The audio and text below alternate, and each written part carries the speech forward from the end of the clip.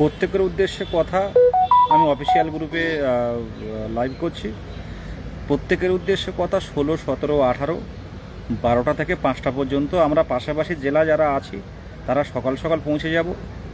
আর দূরের জেলাগুলো একটু পরে আসলেও অসুবিধা নেই।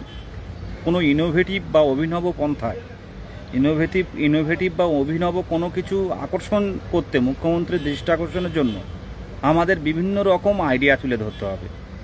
প্রত্যেকে উত্তীর্ণ যারা আছেন, দেখুন আজকে হয়তো আমরা বেকার, কিন্তু আগামী দিনে তো স্কুলে ফিরবো। স্কুলের TLM থেকে শুরু করে একটা স্কুলের দায়িত্ব থাকবে আমাদের কাছে। হয়তো আজ গিয়ে জয়েন করলাম, কালকে দুজন রিটায়ার হলো, স্কুলের দায়িত্বটা পুরো আমাদের মধ্যে আসবে। টেট উত্তীর্ণ মানে চাকরি, এটা এর আগেও আমরা জেনেছি, সামনের দিনেও একই রকম দেখতে পাবেন। নতুন করে টেট পাস কিন্তু আর হবে না। সেই জায়গায় পরিষ্কারভাবে বলছি, আমাদের পলাশ স্যার দেখছেন, পলাশ রজক স্যার 2017 সালে একসাথে আন্দোলন করতাম। পলাশ রজক স্যার দেখছেন 2017 সালে আমরা একসাথে আন্দোলন করতাম। রেজাল্টের দাবিতে APC ভবনের সামনে আমরা রাত্রে থাকবো বলে গেছিলাম, পলাশ ভাই আছে। গামছা টামছা নিয়ে পলাশ ভাই গেছিল, গামছা কলগেটের নিয়ে, ব্রাশ কলগেট নিয়ে আমরা সব গেছিলাম, কিন্তু পুলিশ আমাদের সেদিনও বসতে দেয়নি।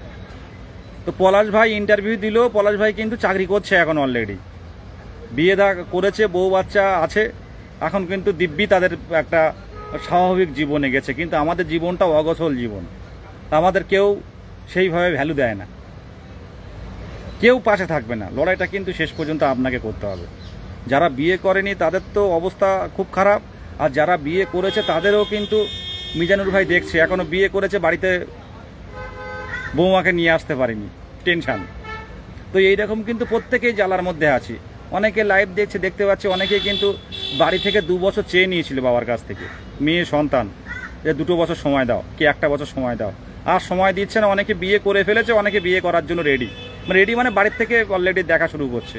তো পরিস্থিতিটা এইরকম, কিন্তু আমাদের লড়াই চালিয়ে যেতে হবে। আমরা সত্যি কথা বলতে কি, যে জায়গাটা ধরে নিয়েছি, এখান থেকে আর পিছিয়ে যাওয়ার জায়গা নেই।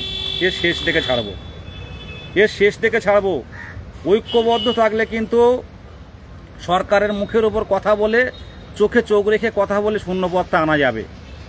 আর যতই বিএড, PNOS বা আদার্স রং কোশ্চেন কিছু ছেলেরা যত এই গ্রুপের মধ্যে কন্ট্রোভার্সি তৈরি করবে, আলাদা আলাদা গ্রুপ করবে 22 স্টেটের নাম করে, তত কিন্তু সংঘবদ্ধতায় চির ধরবে। এবং সামনের দিনে দাবিগুলো রাখার ক্ষেত্রে আমরা একরকম শক্তপোক্ত দাবি রেখে আসবো 50,000-এর, তারা গিয়ে বলবে আমাদের 20,000 দিলে হবে। এই জায়গাটা কিন্তু তৈরি হবে।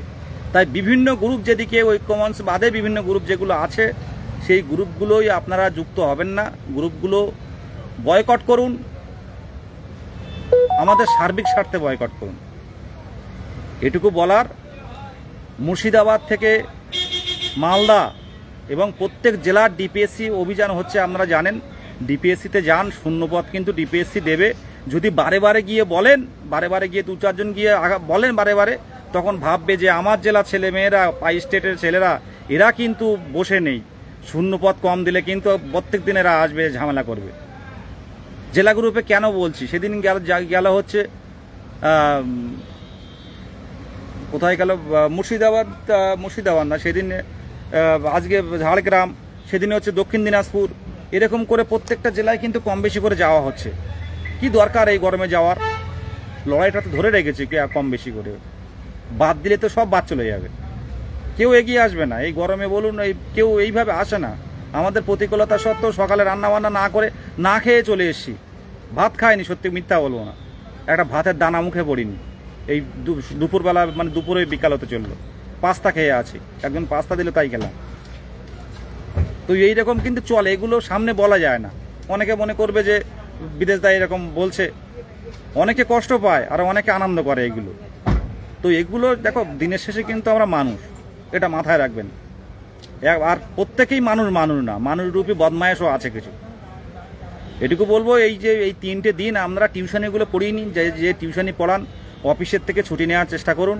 নিজে একটা করে প্লাকার্ড তৈরি করুন, একটা করে প্লাকার্ড নিয়ে আসুন, নিজের মনের কথাটা তুলে ধরুন। সাংবাদিক যেগুলো নেবে, একটা অভিনব যদি কিছু থাকে, সাংবাদিক কিন্তু খবরের কাগজে দেবে, আপনার দাবিগুলো তুলে ধরবেন। মুখ্যমন্ত্রীর কাগজ পড়েন, মুখ্যমন্ত্রী মানে ফেসবুকের এইসব সংবাদ দেখেন, সবই করেন। উনি জেনেও গেছেন। কিন্তু আমরা যে আছি, এখনও যে লাইনে আছি, ওবিসি সমস্যা মেটানোর জন্য বড় বড় প্ল্যাকার্ডও হবে, সেটা কিন্তু আমরা তুলে ধরব। এটা আপনারা মাথায় রাখবেন। এটুকু বলে আমি শেষ করলাম।